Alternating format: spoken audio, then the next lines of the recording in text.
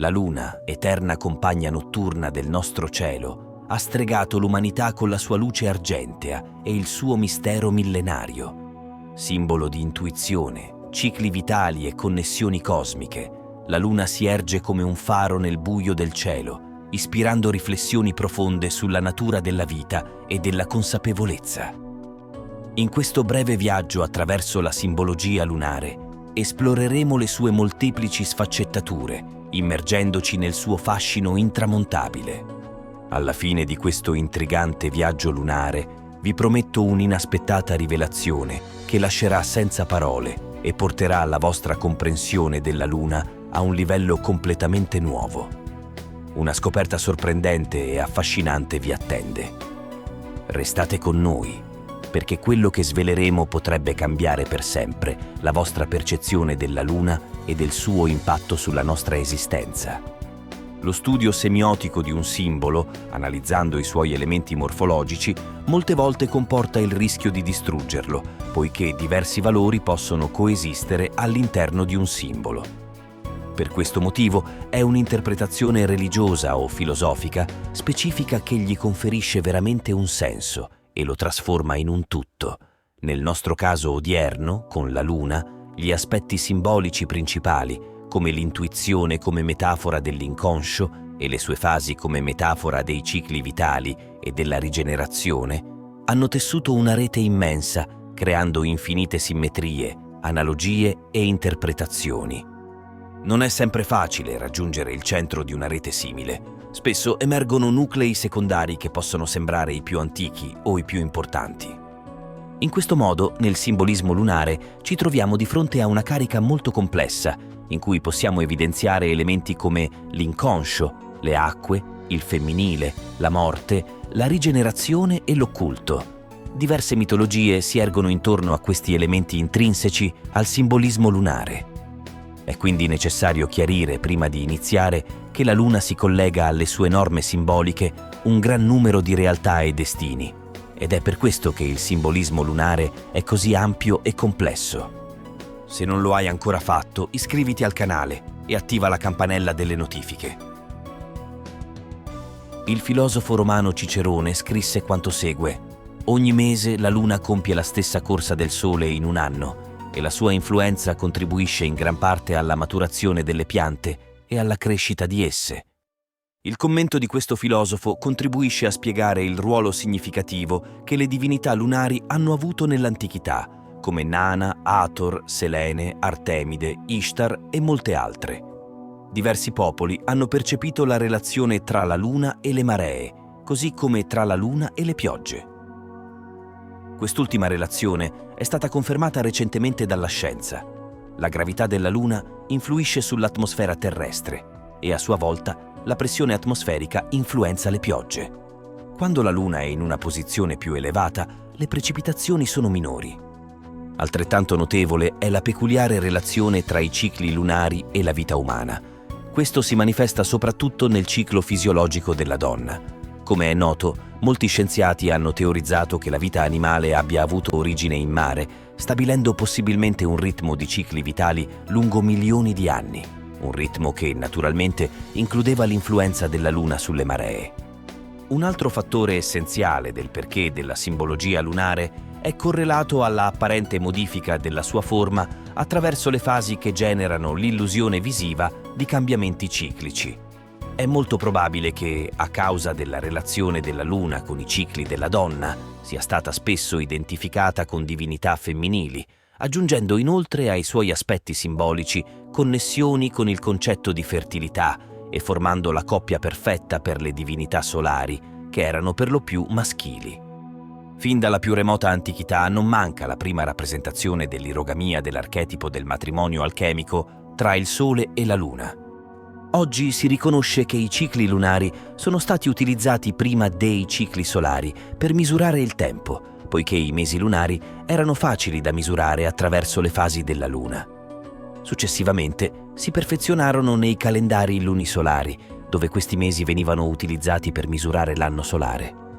La croce formata dai solstizi e dagli equinozi può anche trovare corrispondenze con il mistero della resurrezione solare. poiché si manifesta in primavera dopo l'inverno o nel sole dopo la notte. La luna nuova e la crescente possono essere osservate anche sulla Luna, il che fornisce una connessione e conferma l'armonia con il mito della creazione e ricreazione periodica dell'universo. Forse è questo che ha conferito alla Luna un ruolo simbolico come regolatrice, emergendo presto come mediatrice tra la Terra e il cielo.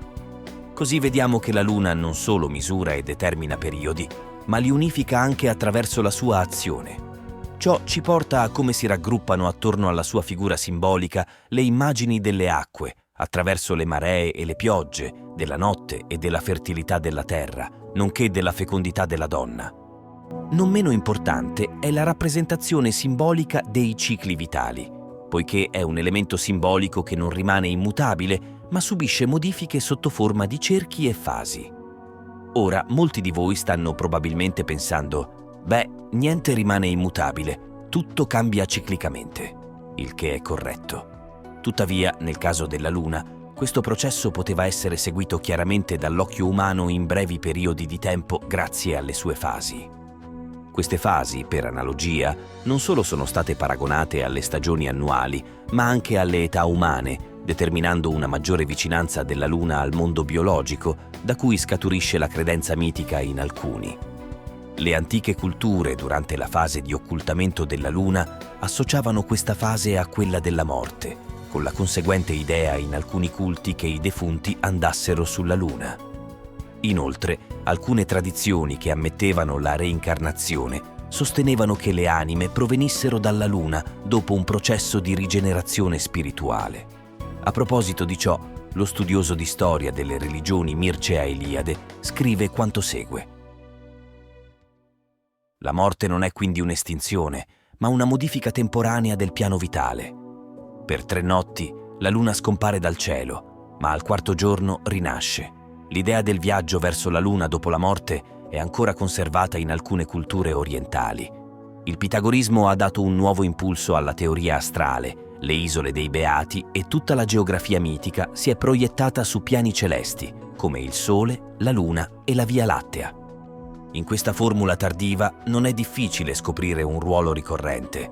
La Luna come il paese dei morti, come l'astro della morte, ma non come una destinazione definitiva, bensì come un recipiente dove le anime si rigeneravano.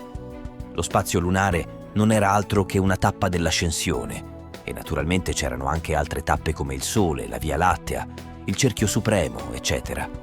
Questa è una ragione per cui la Luna precede la formazione degli organismi, ma anche la loro disintegrazione era al centro di queste teorie, le cui funzioni consistevano nel riassorbire le forme e ricrearle. Solo ciò che è oltre la Luna o sopra di essa trascende il divenire. Per questo motivo, secondo Plutarco, le anime dei giusti si purificavano sulla Luna, mentre il loro corpo tornava alla Terra e il loro spirito al Sole. Scrivimi nei commenti se conoscevi già questi aspetti lunari e se credi in tutte le sue influenze di cui si conoscono gli effetti sul nostro pianeta. Mi piacerebbe ampliare questo argomento, dunque, se conosci altre teorie fammelo sapere. Ora, a causa di queste teorie, che definiscono la condizione lunare, è stata paragonata alla donna. Maria, ad esempio, è spesso rappresentata sulla Luna per esprimere la relazione tra l'Eterno e ciò che è mutevole e transitorio. Reneganon affermava che nella sfera della Luna le forme si dissolvevano e gli stati superiori e inferiori si disancoravano. Da qui il duplice ruolo della Luna come Selene e come Ecate, ovvero come celestiale e infernale. Nell'antichità tardo-romana e nel paganesimo medievale, Diana era considerata una divinità tripla, dove Selene ed Ecate si fondono in lei. Questo probabilmente è dovuto al fatto che i filosofi neoplatonici dell'antichità tarda univano diverse divinità greche in una serie di monadi che contenevano trinità. In questo sistema, per esempio, Porfirio considerava Diana come uno dei principali livelli delle divinità animate della vita, rivelando aspetti segreti della tradizione orfica. Assicurava che Diana presiedesse a tutta la generazione della natura e fosse la levatrice dei principi produttivi fisici, distribuendo persino il potere prolifico di Dioniso alle nature sotterranee. Sappiamo che nei misteri dell'antichità la luna era la porta attraverso la quale l'iniziato poteva visualizzare la propria mente e accedere alle emozioni inconsce. Pertanto, la luna è un simbolo di mistero, potere occulto e illuminazione interiore in queste cosmogonie di ordinamento cosmico.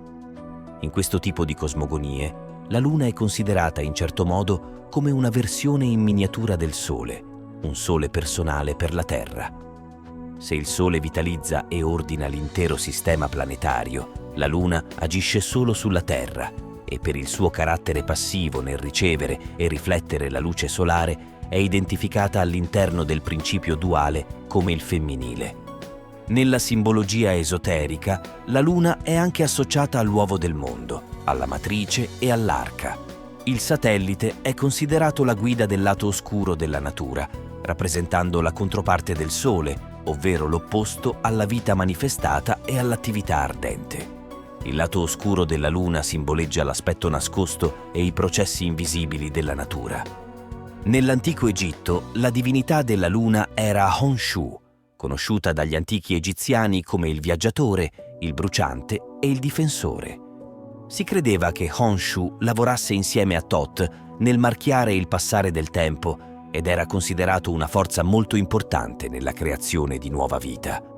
Honshu era visto come un simbolo di vitalità e rigenerazione. Si credeva che questa divinità, che brillava nel cielo notturno, rendesse il bestiame fertile e le donne concepissero. Gli astrologi dell'antichità attribuivano grande importanza ai due punti di intersezione dell'orbita lunare con l'eclittica, chiamati nodi lunari o punti del dragone lunare, rappresentando la coda e la testa di ciò che chiamavano il dragone lunare. Il nodo ascendente corrispondeva alla testa del drago e quello discendente alla coda. Questi due punti erano così importanti perché giocavano un ruolo essenziale nella compilazione degli oroscopi, ma anche nell'antica astronomia venivano utilizzati per la correzione dei calendari e soprattutto per calcolare le eclissi. Ora ti svelerò a quale metallo prezioso è associata la Luna e a quali benefici porta ancora nei giorni nostri. Ma prima, se non lo hai ancora fatto, iscriviti al canale e, se il video ti sta piacendo, lasciami un bel like. Nell'alchimia, la Luna è associata all'argento e rappresenta il principio volatile, il femminile e, naturalmente, la molteplicità attraverso la frammentazione delle sue fasi. In effetti, il Sole e la Luna costituiscono la base del simbolismo alchemico. Gli alchimisti affermavano di utilizzare le proprietà antibatteriche dell'argento per curare ferite e infezioni e combattere contro le infezioni e l'infiammazione. Esistono manoscritti che descrivono anche processi in cui l'argento veniva utilizzato per migliorare la circolazione, bilanciare gli ormoni e ritardare le malattie cerebrali degenerative. Di fatto, l'argento è stato considerato un metallo puro sin dai tempi antichi ed è stato presente nelle pratiche magiche fin dai tempi conosciuti. Esiste una credenza ancestrale che l'argento possa essere utilizzato per respingere e uccidere demoni e spiriti maligni, il che è molto interessante se tradotto al piano psicologico. Nell'Alto Medioevo, l'acqua santa veniva conservata in recipienti d'argento. Nell'alchimia medievale, la luna e l'argento in generale sono stati usati come metafora della saggezza interiore. Per l'alchimista, era attraverso la luce che la luna rifletteva dal sole che si trovavano le risposte ai misteri della vita e si diventava uno con la propria anima immortale. Quindi, la luna alchemica incorporava diversi valori filosofici, tra cui il concetto che la crescita è sottile passo dopo passo, o meglio fase dopo fase, e che il vero significato si rivela imparando ad apprezzare i misteri e la bellezza della vita. Uno dei componenti più significativi nella simbologia della luna è la sua naturale associazione con la notte, che simbolicamente rappresenta ciò che è nascosto, inconscio e ambivalente. In altre parole, i processi vitali invisibili. Per questo motivo, la luna è anche associata all'immaginazione e alla fantasia. Curiosamente, ci sono anche oggetti che sono considerati simbolicamente legati alla luna, generalmente dotati di qualità passive e rifrattive, come ad esempio gli specchi. Nell'esoterismo, i concetti dietro l'uso simbolico della luna sono così importanti che è stata ritratta nel 18° arcano maggiore dei tarocchi. Nella forma classica di questo arcano vediamo una luna piena che domina il cielo notturno, illuminando un sentiero a forma di serpente che si perde tra due pilastri. L'allegoria è presentata quasi nuda nella maggior parte dei mazzi, con lupi e cani che ululano alla luna. Il lupo rappresenta la natura selvaggia, mentre il cane rappresenta la natura domata, una metafora della dualità della natura umana, dove entrambi gli aspetti fanno parte di un tutto. Nelle rappresentazioni più popolari compare un granchio o un'aragosta che emerge sulla riva di uno stagno. Questo crostaceo simboleggia l'evoluzione verso l'illuminazione, l'uscita dalle acque oscure verso la terraferma. Il granchio, come il coleottero egiziano, ha la funzione di consumare ciò che è transitorio, proprio l'elemento volatile dell'alchimia, contribuendo alla rigenerazione morale e fisica. Il sentiero serpeggiante e la riva da cui emerge il granchio combinano i due elementi simbolici che si trovano più frequentemente insieme alla luna, le acque e il serpente. Come ogni oggetto sacro e simbolo, le acque e il serpente raggiungono il paradosso di essere allo stesso tempo se stessi e qualcos'altro, nel nostro caso, la luna. Le due torri che fiancheggiano il sentiero serpeggiante sono chiaramente una rappresentazione della dualità, che insieme alla presenza lunare costituiscono un riferimento tra il conscio e l'inconscio, tra ciò che è manifestato e ciò che è nascosto. E, naturalmente, tutte le possibilità che si trovano tra questi due poli. Nelle carte più antiche a volte compaiono anche due astronomi che osservano il cielo e in altre una figura femminile che si sposta in una carrozza per il cielo, a volte con una luna crescente nella mano destra. In generale, la composizione simbolica di questa carta sembrerebbe indicare che la luce della luna rivela l'esistenza di realtà nascoste, di questioni che manifestano la necessità di essere scoperte.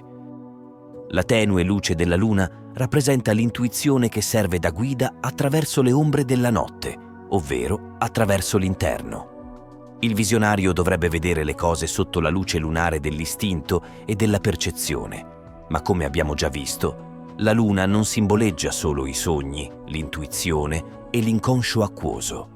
Aggiungendo l'allegoria delle sue fasi, che includono la crescita e la diminuzione, si fa riferimento al processo di semina e raccolta, cioè ai cicli naturali. Per avere un'idea più precisa del significato esoterico della luna, vi leggerò un estratto dal libro Tarot Madre Pass del 1998, dove l'esperta di simbologia del tarocco Viking Noble scrive quanto segue. La luna ci insegna che ora l'anima illuminata deve consegnarsi nuovamente alla notte oscura, aprendosi un varco nel labirinto dell'ignoto per raggiungere un nuovo livello di consapevolezza e capacità. La chiamata dell'istinto illumina il cammino verso la perfezione. Bene, per oggi è tutto e se vi ho raccontato qualcosa che non conoscevate ne sono felice. Alla prossima!